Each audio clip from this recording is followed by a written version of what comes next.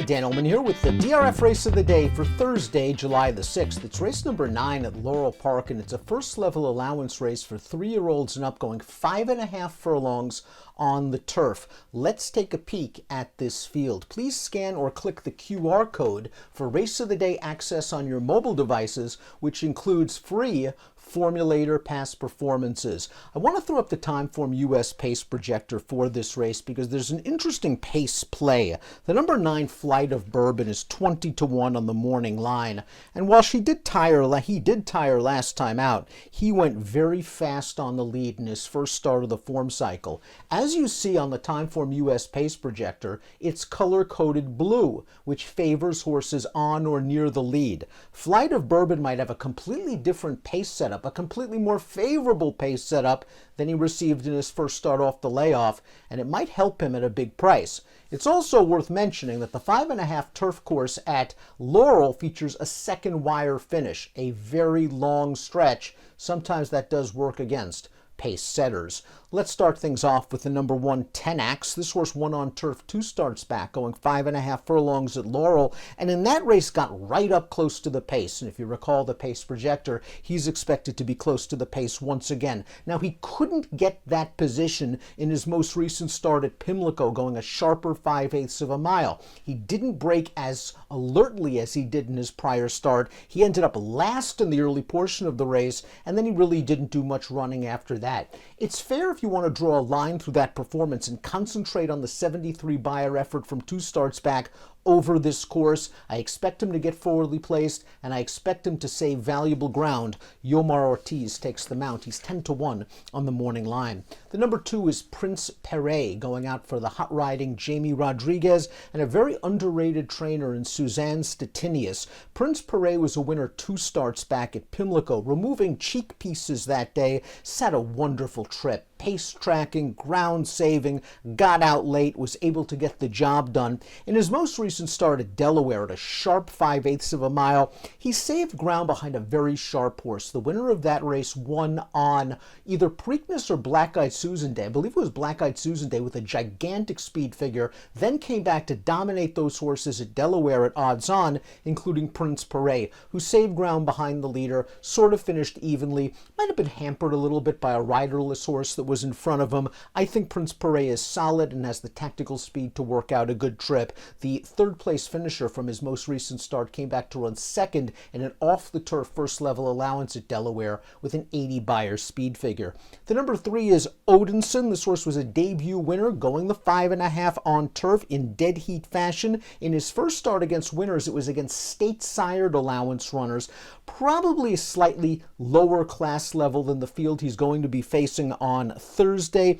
He didn't break well in that second race, just like he did in his first start, and that's an issue. Even with the second wire finish, giving him some more time to rally, it's just difficult, especially in a race where there's some slow pace fractions expected, for Odinson to make up that kind of ground in only his third lifetime start, so he has to break better.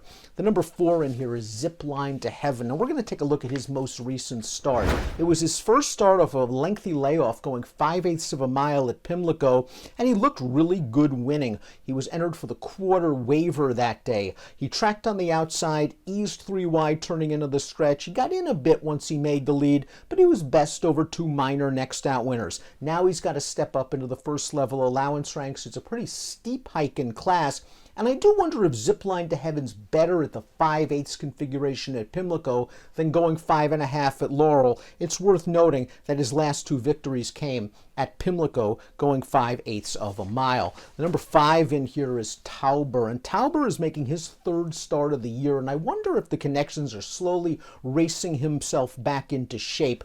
Tauber earned some competitive Beyer speed figures during the summer of 2022, sprinting on the grass in Maryland. It just hasn't worked out for him in his 2 starts this year. In his first race back, he was in tight in between horses after the first quarter mile. That was going the sharp 5/8 of a mile at Pimlico, and he ended up finishing evenly. Last time out, didn't break well, in and among horses. Again, didn't do much in the stretch, but it was a pretty good field. The 5th place finisher came back to run second in a first level allowance with a 79 buyer. Tauber's a horse I've never been a big fan of. He often settles for minor awards. You'll note the plethora of seconds and thirds on his page, but at the right price, you can use him at least on the bottom of single race exotics. The 6 is Sam Stormy, one of the more intriguing runners in this race. Horses shipping up from Kentucky generally do well in Maryland, and Sam Stormy's last 2 races in Kentucky were not good at all. He finished ahead of a total of 1 horse in those races, but you could argue he was in against much better. That last allowance race at Churchill Downs, the 6th place finisher came back to win a first level allowance at Ellis Park with an 84 buyer speed figure. Sam Stormy's going to have to contend with a steep cutback in distance, always difficult on turf, running a mile and an eighth and a mile in his last 2 races. He hasn't actually sprinted, I would say, a true sprint in his career. His career debut was 6.5 over the European configuration at Kentucky Downs. We'll see how he handles this cutback in distance. Cryo the 7 is entered main track only, so we'll move to the 8 tall order and we'll watch his last race.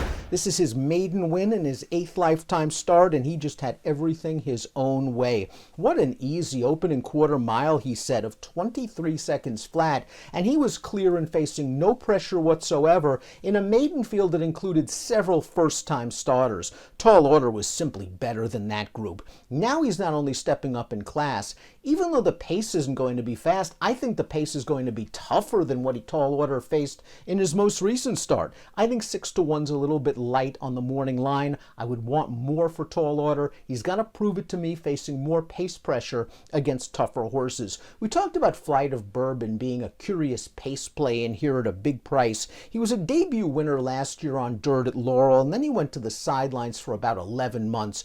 And his last race wasn't bad at all, considering he set fast and pressured pace. He ended up holding on for 3rd. The winner of that race came back to finish 2nd in a $40,000 beaten claimer with a 71 buyer. This horse now has to step up out of the condition claiming ranks to face multiple winners. So it's a big hike in class. If you think he can wrest the lead away from Tall Order and the horse down on the rail 10X without much of an issue, though, he's a horse you might want to consider at a pretty big price.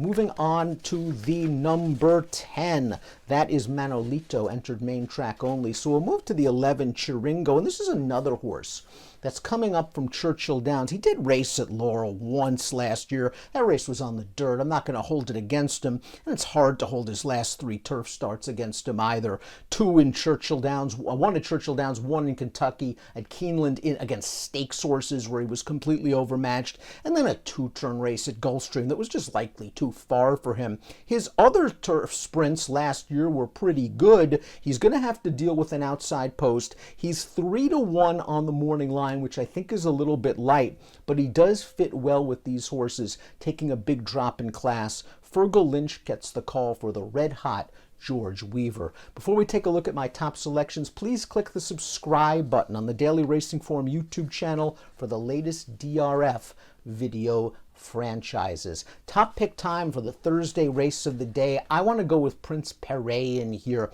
I respect the trainer Suzanne Statinius. I respect this horse's tactical speed, and I think he can tuck into the second flight. The pace won't be fast. I don't think he's going to have to use himself too much in the early portion of the race to find position, and then it's all about whether he gets a trip during that long stretch. He'll be my top pick in the Thursday DRF race of the day, the 9th at Laurel Park. Good luck.